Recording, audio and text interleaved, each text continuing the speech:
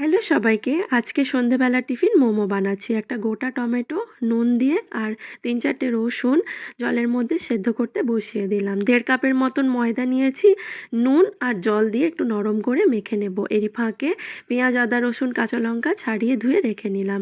টমেটোগুলো তখনও সেদ্ধ হয়নি, মানে ছালগুলো ছাড়েনি। আমার হাতে টাইম কম ছিল বলে আমি ৩টে কাঁচা লঙ্কা দিয়ে এই চাটনিটা চপারে চপ করে নিলাম। আপনাদের যদি হাতে সময় থাকে টমেটোর ছালগুলো অবশ্যই তুলে নেবেন। কিমাটা আগের থেকেই চপারে একটু চপ করে নিয়ে পেঁয়াজ, আদা, রসুন, কাঁচা লঙ্কা মিলিয়ে আরও চপ করে নিলাম। রিফাইন তেলের মধ্যে মিশ্রণটা দিয়ে পরিমাণ মতো নুন দিয়ে ভাজা ভাজা করে নেব। ৮ চামচের মতন এখানে কর্নফ্লাওয়ার নিয়েছি। কর্নফ্লাওয়ার গোলা জলটা পুরো ভাজা হয়ে গেলে কিমাটা তার মধ্যে মিলিয়ে দিলে খুব সুন্দর জুসি একটা ভাব আসে পুরটার মধ্যে। একটা বড় রুটি বেলে নিয়েছি, তার থেকেই গ্লাস দিয়ে কেটে কেটে ছোট ছোট গোল গোল রুটি বার করে নিলাম। মোমোর সবথেকে সহজ যে মোড়াটা হয় সেটাই আমি রপ্ত করেছি এত বছর ধরে মোমো বানিয়ে, সেটাই আপনাদেরকে দেখিয়ে দিলাম।